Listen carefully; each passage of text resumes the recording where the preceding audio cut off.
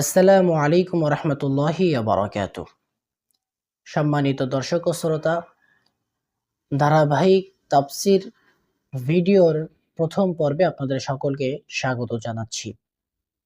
কোরআনের তাফসির বা কোরআনের ব্যাখ্যা সকলেরই জানা থাকা দরকার এবং খুবই গুরুত্ব সহকারেই জানা থাকা দরকার। আমাদের এই সংক্ষিপ্ত তাফসির ভিডিওর প্রথম পর্বে যেই আয়াতটি নিয়ে আমরা আলোচনা করব সেটি হচ্ছে সূরাতুল ফাতিহার ইহদিনাস সিরাতাল মুস্তাকিম। ইহদিনাস সিরাতাল মুস্তাকিম আয়াতের মধ্যে আল্লাহ রাব্বুল আলামিন আমাদেরকে দোয়া শিখাইতেছেন। কি দোয়া শিখাইতেছেন? আল্লাহ রাব্বুল আলামিন তার বান্দাদেরকে দোয়া শিখাইতেছেন যে তার বান্দারা আল্লাহর কাছে কিভাবে দোয়া করবে। ইহদিনাস সিরাতাল মুস্তাকিম আয়াতের শাব্দিক বা আমরা যে অর্থ জেনে থাকি সেই অর্থ হচ্ছে, হে আল্লাহ, আপনি আমাদেরকে সরল এবং সঠিক পথ প্রদর্শন করুন। এটি হচ্ছে আয়াতের সরল অর্থ বা বাংলা অনুবাদ। এই আয়াতের দ্বারা আমরা বুঝতে পারি আল্লাহর কাছে আমরা সহজ সরল পথ কামনা করতেছি।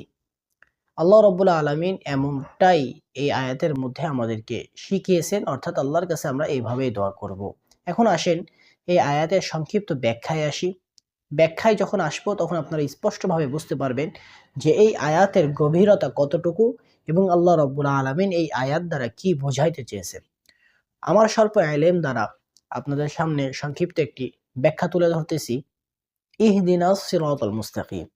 ইহদিনা, হে আল্লাহ, আপনি আমাদেরকে দেখান, পথ দেখান। ইহদিনা শব্দের অর্থ পথ দেখান। এই ইহদিনা উসুলবিদগণ দুইটা প্রকার করেছেন, অর্থাৎ ইহদিনা পথ দেখানোকে উসুলবিদগণ ব্যাখ্যা করেছেন দুইভাবে। এক নম্বর হচ্ছে ইরাআতু তরিক, দুই নম্বর হচ্ছে ইরাআতু ইলাল মাতলুব। এক নম্বর ইরাআতু তরিক অর্থাৎ পথ দেখানো। সেই পথ দেখানোটা কেমন হবে?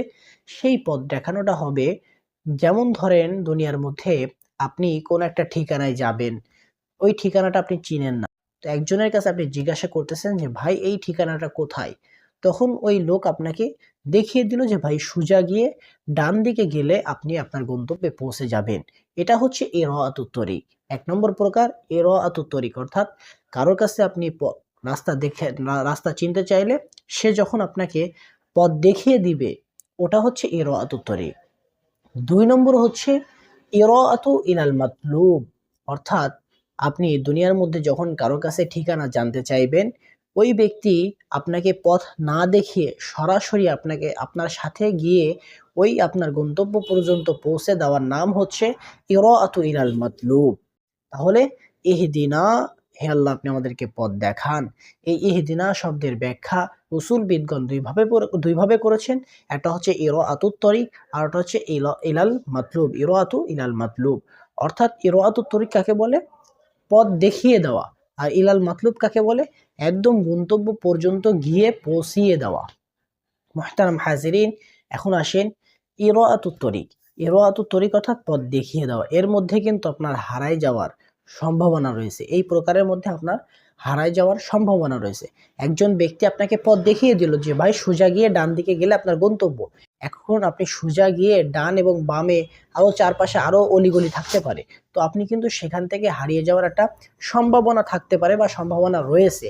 হারিয়েই যাবেন এমন কিছু না, হারিয়ে যাওয়ার একটা সম্ভাবনা রয়েছে। দুই নম্বর যে প্রকার রয়েছে ইরাআতুল মাতলুব, গন্তব্য পর্যন্ত গিয়ে পৌঁছিয়ে দাও। এর মধ্যে আপনার হারানোর কোনো সুযোগ নাই, অর্থাৎ আপনি যার কাছে ঠিকানা জানতে চাইতেছেন সে আপনার সাথে গিয়ে আপনাকে আপনার গন্তব্য পর্যন্ত পৌঁছিয়ে দিচ্ছে। এর মধ্যে আপনি হারিয়ে যাওয়ার কোনো সুযোগ নাই। সুতরাং ইহদিনা এই আয়াতের ব্যাখ্যায় উসুলবিদগণ তাফসীরবিদগণ বলেছেন যে ইরাআতুত তরিক অর্থাৎ জায়গায় দাঁড়িয়ে পথ দেখিয়ে দেওয়া, এটা নবীদের সাথে নবীদের জন্য খাস, ওলামা ইকরামের জন্য খাস। অর্থাৎ নবীরা আমাদেরকে যে পথ দেখিয়েছেন, নবীরা আমাদেরকে যেই জান্নাতের পথ দেখিয়েছেন, সেটা হচ্ছে ইরাআতুত তরিক। বর্তমানে আলেমরা আপনাদেরকে যে পথ দেখাচ্ছে সেটা হচ্ছে ইরাআতুত তরিক, অর্থাৎ নবীগণ যে পথ আমাদেরকে জান্নাতের পথ দেখিয়ে দিয়েছে, ওই পথের উপরে চললে আমরা জান্নাতে যাব।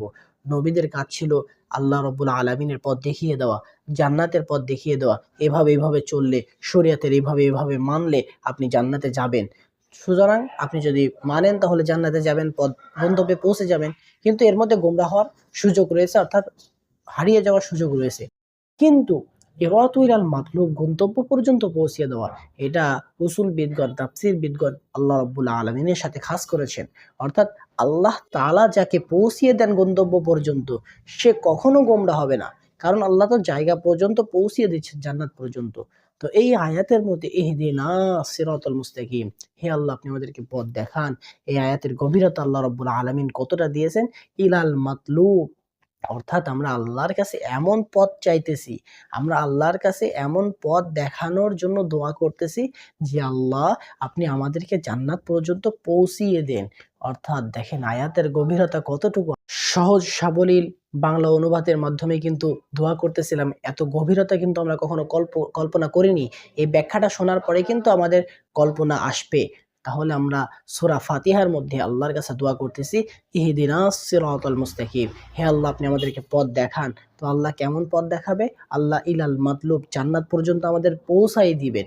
অর্থাৎ আল্লাহ যখন আমাদেরকে পথ দেখাবেন, আল্লাহর কাছে এমন পথ দেখাইতে বলতেছি যে আল্লাহ এমন পথ দেখান যে পথের মধ্যে গোমরাহ হওয়ার কোনো সুযোগ নাই, যে পথের মধ্যে হারিয়ে যাওয়ার কোনো সুযোগ নাই। সুতরাং সূরা ফাতিহার এই দোয়ার গভীরতা আপনি এই ব্যাখ্যাটুক সামনে রাখলেই বুঝতে পারবেন যে আল্লাহর কাছে আমরা এমন দোয়া করতেছি যে আল্লাহ আপনি আমাদেরকে এমন পথ দেখান, এমনভাবে পথ দেখান যেই পথের মধ্যে গোমরাহ হওয়ার কোনো সুযোগ নাই, যে পথের মধ্যে হারিয়ে যাওয়ার কোনো সুযোগ নাই। সুতরাং আল্লাহ রাব্বুল আলামিনও আমাদেরকে সূরা ফাতিহার মধ্যে এমন গভীরভাবে দোয়াই শিখিয়েছেন যে হে বান্দা, তোমরা আমার কাছে এইভাবেই দোয়া করো যেন আমি তোমাদেরকে জান্নাত পর্যন্ত এমনভাবে পৌঁছাই দিই যেই পৌঁছানোর ভিতরে গোমরাহ হওয়ার সুযোগ নাই, হারিয়ে যাওয়ার সুযোগ নাই।